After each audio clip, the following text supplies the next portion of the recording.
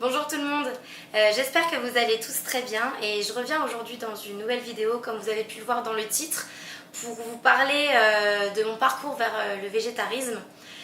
Donc c'est un sujet auquel j'ai beaucoup réfléchi.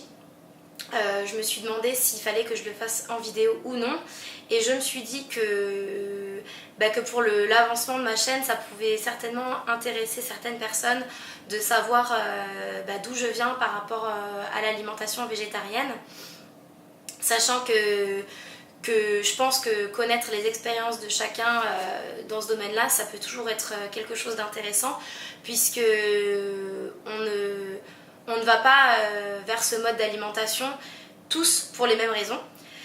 Donc du coup je voulais vous parler de mon parcours personnel. Donc pour les personnes que ça n'intéresse pas, vaut mieux que vous fermiez la vidéo dès maintenant parce que ça va vraiment être une vidéo racontage de vie pour le coup. Donc on va commencer tout de suite.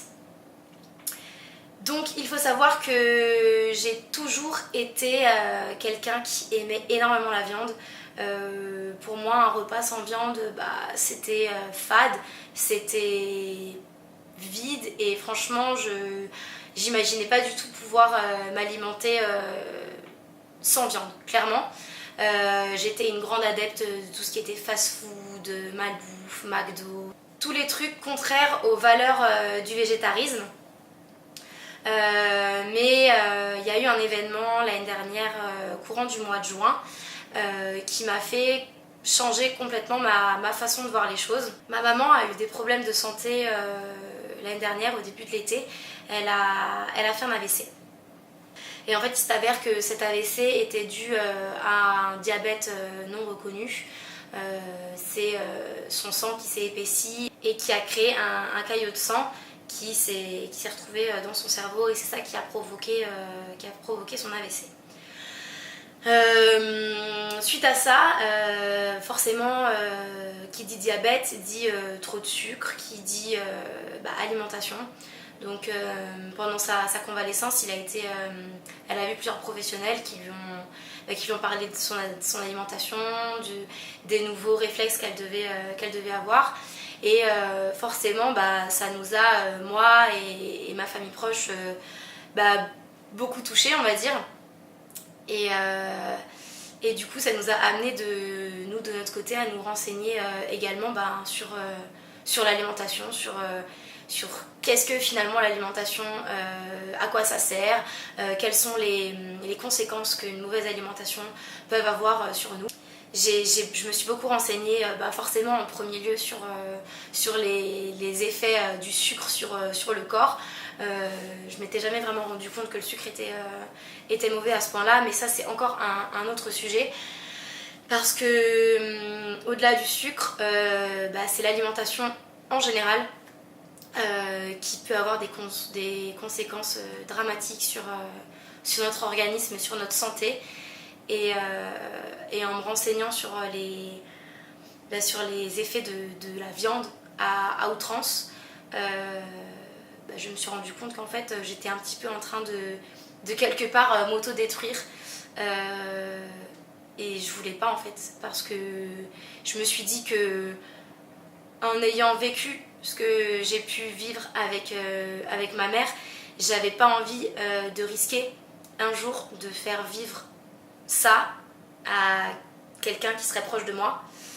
Et donc du coup j'ai décidé d'arrêter la viande complètement du jour au lendemain. Je suis désolée, c'est un sujet un petit peu particulier quand même. Je suis un petit peu en train de me dévoiler complètement là, donc je suis pas totalement à l'aise. Je disais, j'ai arrêté la viande du jour au lendemain parce que je me suis rendu compte que ça pouvait m'éviter bien des maladies, bien des conséquences sur mon organisme auxquelles j'avais pas forcément envie d'être victime. Donc j'ai arrêté du jour au lendemain. Pour le coup, il y a pas mal de personnes qui disent qu'il faut arrêter petit à petit, qu'il faut prendre son temps parce qu'après on va être frustré, etc. Moi, dans mon cas, après je ne parle évidemment que de moi personnellement, j'ai voulu arrêter du jour au lendemain parce que je me suis dit que si je continuais à connaître le goût, à à pas trouver des alternatives, j'y arriverai jamais en fait. Donc du jour au lendemain j'ai arrêté, j'ai dit ok, maintenant j'ai eu une prise de conscience, je veux plus. Voilà, simplement je veux plus.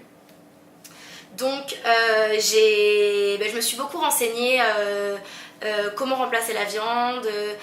Moi j'avais très très peur des carences.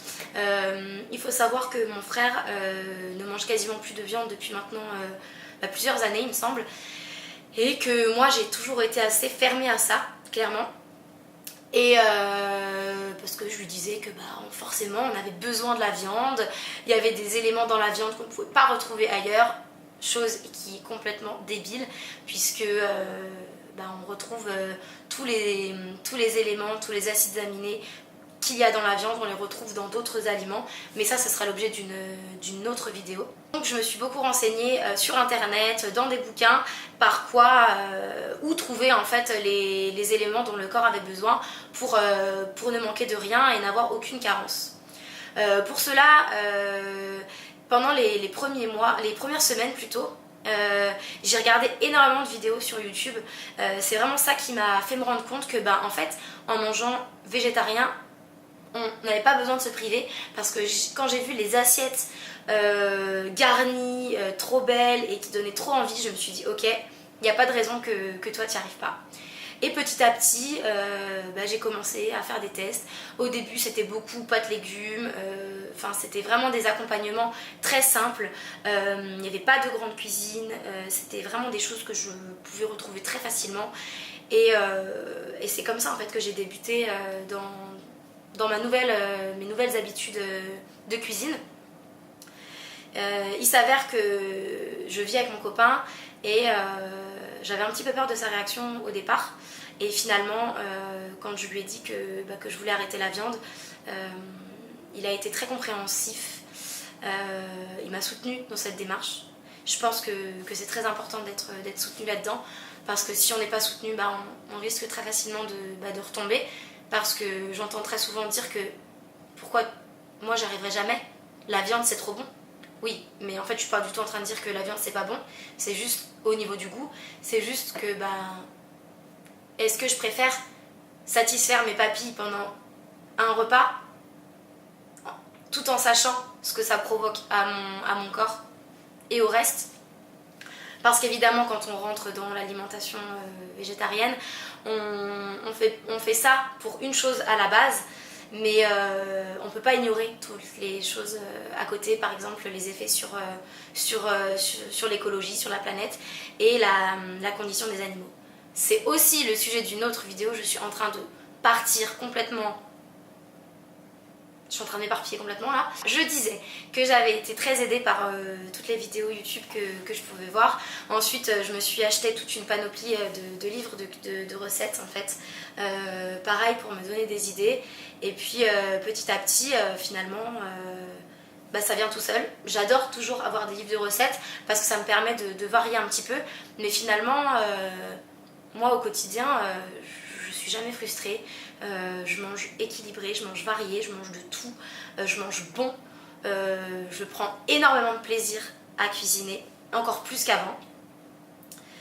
Faut pas se mentir, hein, quand on devient végétarien, c'est des habitudes alimentaires à modifier complètement, mais finalement c'est tellement gratifiant en fait de se dire que on contribue en fait à tellement de choses en devenant végétarien que j'ai du mal à comprendre, et c'est pas du tout un jugement ce que je vais dire là, mais j'ai du mal à comprendre qu'on puisse encore se mentir finalement à soi-même, parce que de plus en plus on connaît les effets de la viande sur l'organisme, sur l'écologie, sur la condition des animaux, et en fait on continue d'en manger. Je trouve que c'est... Pardon pour les personnes qui vont être offensées là-dessus, mais je trouve que c'est vraiment quelque chose d'égoïste finalement. Aujourd'hui, la seule difficulté face à laquelle je me retrouve, c'est quand je partage mes repas au travail, parce que les repas là-bas sont exclusivement à base de viande. Et clairement, quand on mange un voire deux repas par jour à son travail, parfois c'est compliqué.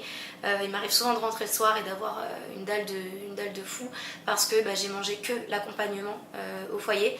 Et c'est pas facile, et pour le coup c'est pas très sain non plus pour mon organisme, puisque à continuer à faire ça, je risque de me retrouver avec des carences. Donc là, il faut que je me trouve de nouvelles habitudes, que je me prépare des plats à côté, ou du moins juste des accompagnements, que je puisse prendre les légumes ou les féculents qui sont servis au foyer, et à côté ramener ma dose de protéines que je vais consommer moi. Mais c'est vrai que c'est vraiment la seule difficulté face à laquelle je me retrouve depuis que j'ai commencé mon nouveau régime. Donc voilà, je crois que j'en ai fini avec cette vidéo sur mon parcours. J'ai l'impression de m'être pas mal éparpillée, j'en suis désolée. Faut dire que c'est un sujet qui me tient quelque part beaucoup à cœur, mais d'un autre côté, c'est pas facile en fait de parler de soi ouvertement comme ça dans une caméra. Donc j'espère que vous aurez quand même un petit peu saisi les raisons de mon végétarisme. J'envisage de faire des épisodes sur le végétarisme, sur la nutrition, sur des idées de repas, des idées de listes de courses classiques. Mais vous verrez ça très prochainement dans de nouvelles vidéos. Sur ce, je vous laisse en barre d'infos, comme d'habitude, les réseaux sociaux, Instagram et Facebook. Si vous n'êtes pas encore abonné et que vous avez envie de me suivre, n'oubliez pas de cliquer sur le petit bouton pour vous abonner. Sur ce, je vous souhaite beaucoup d'appétit jusqu'à la prochaine vidéo. Je vous embrasse bien fort. Ciao!